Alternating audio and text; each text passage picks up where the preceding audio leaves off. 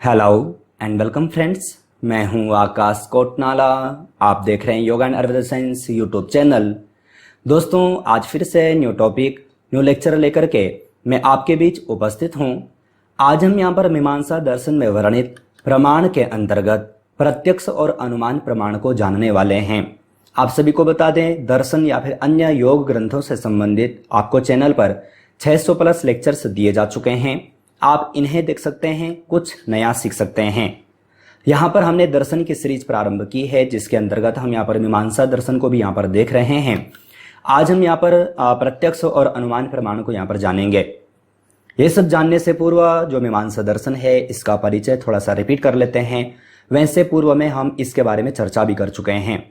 जैसे कि आप देखेंगे, मीमांसा दर्शन वेदांत दर्शन के पूरक दर्शन के नाम से जाना जाता है।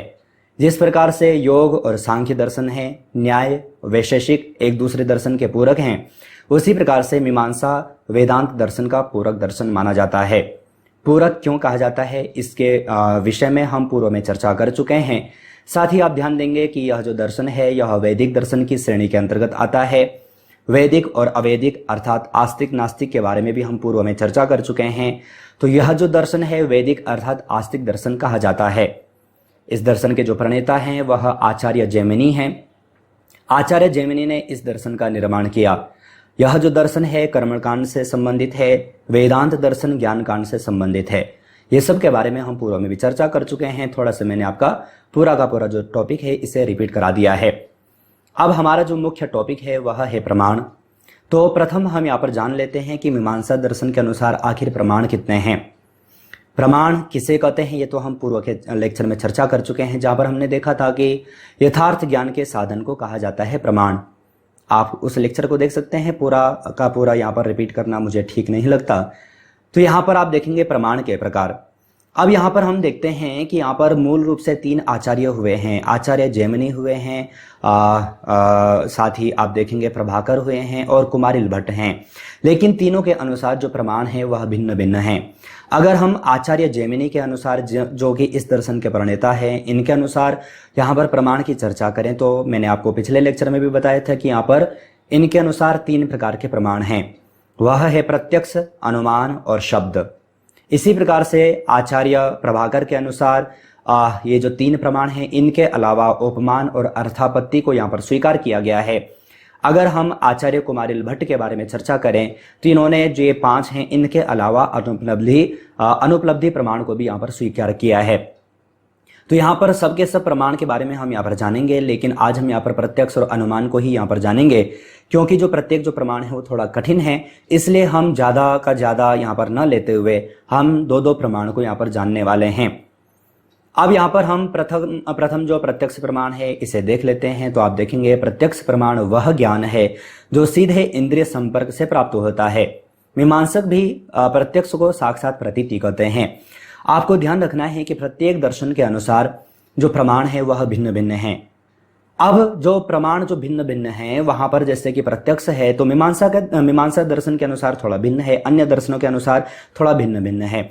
ज्यादा फर्क तो नहीं होता। ज्यादा फर्क जैसे कि अनुमान प्रमाण है, उपमान है, शब्द है, अर्थापत्ति है, इनमें है। लेकिन जो प्रत्यक्ष प्रमाण है वह उसमें भी थोड़ा सा भिन्न है, ये भिन्नता है। यहाँ पर कहते हैं कि प्रत्यक्ष प्रमाण वह होता है जो कि हमें सीधे इंद्रियों के संपर्क से प्राप्त जो ज्ञान होता है।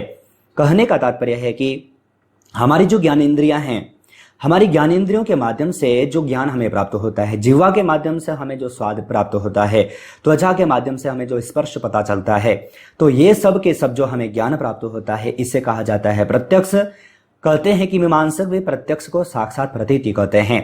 साक्षात प्रतीति का तात्पर्य है कि जो साथ साथ चले और जो साथ में हमें दिखाई भी दे, जिसका अनुभव हमें हो सके। तो यहाँ पर कहा कि प्रत्यक्ष को साक्षात प्रतीति कहते हैं। कौन? मीमांसा।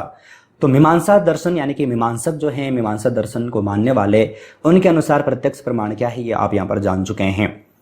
अब यहाँ पर प्रत्यक्ष प्रमाण तो आप जान चुके हैं। प्रत्यक्ष के प्रकार कितने हैं ये भी हम यहाँ पर देख लेते हैं, यानी कि प्रत्यक्ष के कितने भेद हैं।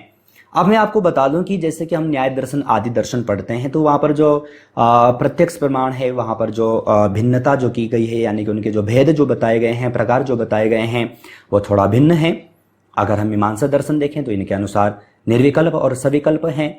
तो ये भी आपको जानना है। इसलिए मैं आपको बार बार कहता हूं और बार बार कह रहा हूं कि प्रत्येक दर्शन के अनुसार प्रत्येक दर्शन के सिद्धांत अलग अलग हैं।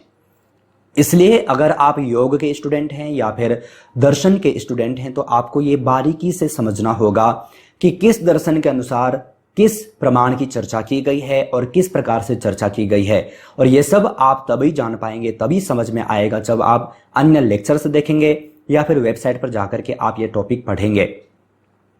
तो यहां पर आप देखेंगे न्याय तथा मीमांसकों के अनुसार प्रत्यक्ष के 2 प्रकार हैं।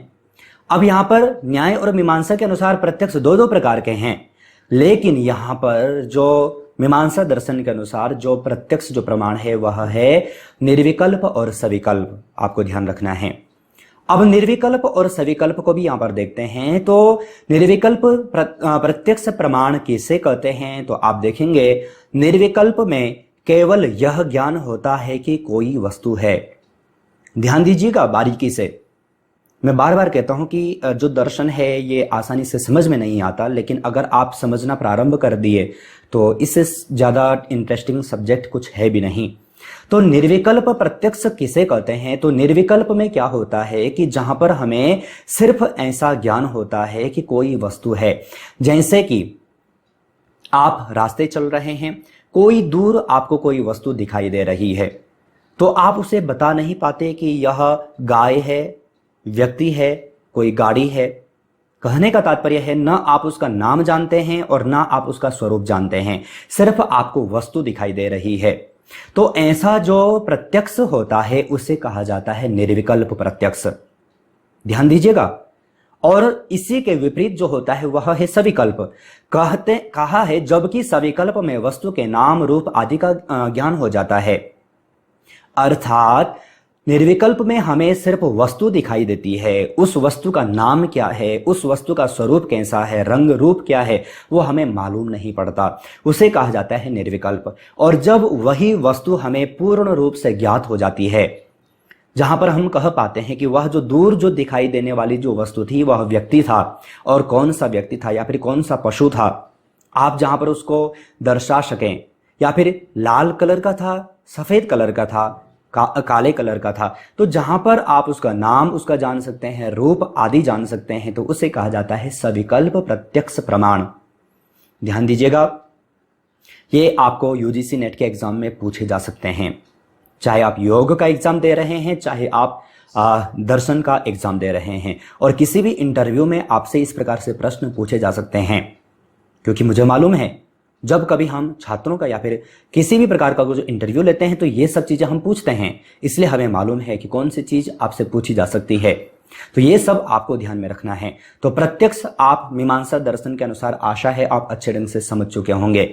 दूसरा प्रमाण हम यहाँ पर देख लेते हैं जो कि है अनुमान प्रमाण। अब अनुमान प्रमाण भी जैसे कि आप न्याय आदि दर्शनों के अनुसार जब आप देखते हैं तो वहां पर जो न्याय दर्शन में है वहां पर जो अनुमान प्रमाण है उसमें भी 2 प्रकार का बताया गया है। लेकिन वहां पर जो बताया गया है वहां पर आप देखेंगे वहां पर स्वार्थानुमान और प्रार्थानुमान के आदि के रूप में वहां पर दर्शाया गया है, या फिर अन्य दर्शनों में अलग रूप से दर्शाया गया है। लेकिन अनुमान प्रमाण यहां पर जो दर्शाया गया है वो थोड़ा भिन्न है। उससे पूर्व अनुमान किसे कहते हैं तो आप देखेंगे न्यायानुसार मीमांसक भी अनुमान को सत्य ज्ञान की प्राप्ति का साधन मानते हैं। यहां पर अनुमान के 3 अवयव स्वीकार किए गए हैं। तो अनुमान क्या है? तो अनुमान जैसे कि हमने देखा कि प्रत्यक्ष प्रमाण वह है जिसके द्वारा हमें किसी वस्तु पदार्थ का ज्ञान हमें प्राप्त होता है, वह प्रत्यक्ष है जिसे हम इंद्रियों के माध्यम से देख और स्पर्श या फिर अनुभव कर सकते हैं। और अनुमान के अनुसार भी या फिर अनुमान के द्वारा भी हमें किसी न किसी पदार्थ, किसी न किसी वस्तु, किसी न किसी द्रव्य का ज्ञान हमें प्राप्त होता है। तो यहां पर अनुमान लगाते हैं किसको देख करके? प्रत्यक्ष को देख करके। प्रत्यक्ष को देख करके जहां पर हम अनुमान लगाते हैं किसी वस्तु, द्रव्य आदि के बारे में, हम जहां पर हम कहते हैं कि यह हो सकता है या फिर है या फिर ऐसा हो सकता है, तो वहां पर कहा जाता है अनुमान, जो कि सत्य ज्ञान की प्राप्ति का ही एक साधन माना जाता है। अब यहां पर भी कहा कि जो यहां पर जो बताया गया है अनुमान, यहां पर अनुमान के 3 अवयव स्वीकार किए गए हैं। ध्यान दीजिएगा, न्याय दर्शन में मैंने आपको बताया दो प्रकार का अनुमान बताया गया है, स्वार्थानुमान और परार्थानुमान। स्वार्थानुमान के बारे में कहा कि जो अपने लिए जो ज्ञान हम प्राप्त करते हैं वह स्वार्थानुमान है, और परार्थानुमान के अंतर्गत वहां पर 5 अवयव स्वीकार किए गए हैं, जबकि मीमांसा दर्शन में सिर्फ 3 ही अवयव स्वीकार किए गए हैं। अब वह 3 अवयव कौन से हैं वो हम यहां पर देखेंगे, जिनके माध्यम से हम अनुमान लगा पाते हैं। तो वह 3 अवयव कौन कौन से हैं तो आप देखेंगे, मीमांसा के अनुसार अनुमान के 3 अवयव हैं। कौन कौन से हैं? प्रतिज्ञा है, हेतु है और उदाहरण है। देखो, अगर जो आप पहली बार अगर जो आप ये लेक्चर देख रहे होंगे ना, तो आपको बिल्कुल भी समझ में नहीं आएगा। 2 कारण हो सकते हैं। एक तो पढ़ाने की शैली आपको समझ में नहीं आ सकती, क्योंकि अलग अलग टीचर की शैली अलग अलग होती है। अगर आप पूर्व से लेक्चर देखते हैं तो फिर आपको समझ में आ जाएगा। दूसरा, क्योंकि ये जो दर्शन है आप डायरेक्ट इसी लेक्चर को देख रहे हैं तो आपको समझ में नहीं आएगा, क्योंकि आपको इसके पूर्व के लेक्चर देखने होंगे, तब जाकर के आप इसे देखेंगे तो आपको अच्छे ढंग से समझ में आएगा। तो इसलिए पूर्व के लेक्चर अवश्य देखें। तो यहां पर जो 3 अवयव बताए गए हैं वह बताए गए हैं प्रतिज्ञा, हेतु और उदाहरण। कहने का तात्पर्य है, जहां पर हमारा अनुमान सिद्ध होता है तो वहां पर ये तीनों चीजें होनी आवश्यक हैं। अगर ये तीनों में से कोई भी चीज नहीं है तो हमारा अनुमान प्रमाण सिद्ध नहीं हो सकता। किसके अनुसार? मीमांसा के अनुसार। और न्याय में 5 अवयव माने गए हैं। अब ये तीनों क्या हैं तो इसे भी हम यहां पर देखते हैं। देखो, हो सकता है लेक्चर आपको थोड़ा लंबा लगे, लेक्चर लंबा हो जाए, लेकिन मैं जो ये टॉपिक है, कॉन्सेप्ट है, आपको अच्छे ढंग से समझाने का और पूरा करने का प्रयास करूंगा। तो प्रतिज्ञा किससे करते हैं? तो जैसे कि हम देखते हैं कि पर्वत में आग है। दूसरा, हेतु क्या है? क्योंकि वहां धुआं है। उदाहरण क्या है? यत्र यत्र धूमस्त्र तत्र तत्र अग्नि। जहां जहां धुआं होता है वहां वहां अग्नि होती है। तो ध्यान दीजिएगा, अगर हमें किसी व्यक्ति को समझाना है, अगर जो हम पहाड़ों पर गए और दूसरे पहाड़ पर हमने देखा वहां पर धुआं निकल रहा है, तो हम कहते हैं कि वहां पर अग्नि है। अब वहां पर अग्नि है, हम ये अनुमान लगाते हैं। अगर आप स्वयं के लिए है तो आप ठीक है, अगर जो किसी व्यक्ति को समझा रहे हैं तो वो समझने के लिए, अगर जो तैयार नहीं होता तो आप किस प्रकार से समझाएंगे? तो फिर आपको इन 3 चीजों का प्रयोग करना होगा, प्रतिज्ञा, हेतु और उदाहरण। तो प्रतिज्ञा क्या है? तो प्रतिज्ञा यानी कि जो आप जो पर्वत पर में जो आग है इसे सिद्ध कर रहे हैं, उसका हेतु, हेतु कहते हैं कारण। तो उस अग्नि का कारण क्या है? धुआं है। क्योंकि आप धुएं को देख करके, प्रथम जो आपने जो प्रत्यक्ष देखा वह क्या देखा? धुएं को देखा। तो धुएं को देख करके आप अनुमान लगा रहे हैं, किसका? प्रतिज्ञा कर रहे हैं, किसका? अग्नि का। और उदाहरण आपके समक्ष है। उदाहरण क्या है? यत्र यत्र धूमस्त्र तत्र तत्र अग्नि। जहां जहां धुआं होता है वहां वहां अग्नि होती है। पिछली बार मैं कॉलेज में लेक्चर बच्चों को बता रहा था, तो एक बच्चे ने कहा कि सर, जैसे गैस होती है, गैस में धुआं होता है, वहां पर अग्नि नहीं होती। तो ध्यान दीजिएगा, वो गैस है, धुआं नहीं है। जहां धुआं होगा वहां अग्नि अवश्य होगी। ये आज की बात नहीं है। मैं बार बार कहता हूं कि जो हमारे जो दार्शनिक रहे हैं, भारतीय दर्शनों का निर्माण करने वाले जो दार्शनिक थे, उनके बराबर विद्वान और उनके बराबर वैज्ञानिक कोई हो ही नहीं सकते। आज की साइंस इस चीज को, आज इसको इस कॉन्सेप्ट को मानती है, लेकिन हमारे जो विद्वान हैं, हमारे जो दार्शनिक हैं, इन्होंने कई वर्षों पूर्व इस चीज को, इस थ्योरी को हमारे बीच रखा है। तो ध्यान दीजिएगा, यहां पर जो मीमांसा दर्शन के अनुसार जो अनुमान प्रमाण को सिद्ध करने के लिए जो अवयव जो स्वीकार किए गए हैं वह 3 अवयव हैं, प्रतिज्ञा, हेतु और उदाहरण। इसके माध्यम से हम यहां पर अनुमान प्रमाण को सिद्ध कर पाते हैं। तो आशा है आप इसे समझ चुके होंगे। नहीं समझ में आया तो लेक्चर को, इस टॉपिक को फिर से रिपीट करके देखें, आपको समझ में आ जाएगा। अब यहां पर आप प्रत्यक्ष, अनुमान, इन दोनों को अच्छे ढंग से समझ चुके हैं। आशा है आप अच्छे ढंग से समझ भी चुके होंगे। नहीं समझ में आया तो लेक्चर को रिपीट करके देखें। साथ ही आप जानते हैं कुछ प्रश्न मैं आपको यहां पर देता हूं, अगर आप चाहें तो इनका सही आंसर वीडियो को कमेंट बॉक्स में भेज सकते हैं। प्रथम प्रश्न आपको दिया गया है, निम्नलिखित में से मीमांसा दर्शन में प्रत्यक्ष प्रमाण के भेद हैं? 1, 2, 3, 4। ध्यान दीजिएगा, मीमांसा दर्शन के अनुसार पूछा है प्रत्यक्ष प्रमाण के भेद। सही आंसर क्या है छांट करके वीडियो के कमेंट बॉक्स में भेजिएगा। दूसरे प्रश्न की ओर चलें। निम्नलिखित में से मीमांसा दर्शन में वर्णित सिद्धांत है धर्म का, प्रमाण का, बंधन व मोक्ष का, या फिर ये सभी का? सही आंसर क्या है छांट करके वीडियो के कमेंट बॉक्स में भेजिएगा। तीसरे प्रश्न की ओर चलें। निम्नलिखित में से मीमांसा दर्शन किस दर्शन का पूरक दर्शन है? वेदांत का, न्याय का, वैशेषिक का, या फिर कोई नहीं? सही आंसर क्या है मैंने आपको पूर्व में बताया है, आप छांट करके वीडियो के कमेंट बॉक्स में भेजिएगा। साथ ही आपको बता दूं जो प्रश्न आप यहां पर देख रहे हैं, इसी प्रकार से प्रश्नोत्तरी सीरीज की चैनल की ओर से 3 ई बुक पब्लिश की जा चुकी हैं। आप तीनों में से किसी को भी डाउनलोड परचेस करने के लिए वीडियो का कमेंट बॉक्स, वीडियो का डिस्क्रिप्शन बॉक्स चेक कर सकते हैं, सारी जानकारी आपको वहां पर मिल जाएगी। चौथे प्रश्न की ओर चलें। निम्नलिखित में से आचार्य जैमिनी ने प्रमाण माने हैं? प्रत्यक्ष, उपमान, अर्थापत्ति, ये सभी। सही आंसर क्या है छांट करके वीडियो के कमेंट बॉक्स में भेजेगा, मैंने आपको बताया भी है। तो आज हमने यहाँ पर मीमांसा दर्शन में वर्णित प्रत्यक्ष और अनुमान प्रमाण को जाना है। आशा है ये लेक्चर आपके लिए यूजफुल रहा हो। अगर यूजफुल था तो वीडियो को लाइक जरूर कीजिएगा। आप चैनल पर ज्वाइन बटन पर क्लिक करके चैनल के 3 प्लान में से कोई भी प्लान ले सकते हैं, चैनल से और अधिक जुड़ सकते हैं। इसी प्रकार से अन्य टॉपिक, अन्य लेक्चर के साथ आप सभी से फिर से मुलाकात होगी, लेकिन तब तक आप अपना और अपनी फैमिली का बहुत ख्याल रखिएगा। बाय।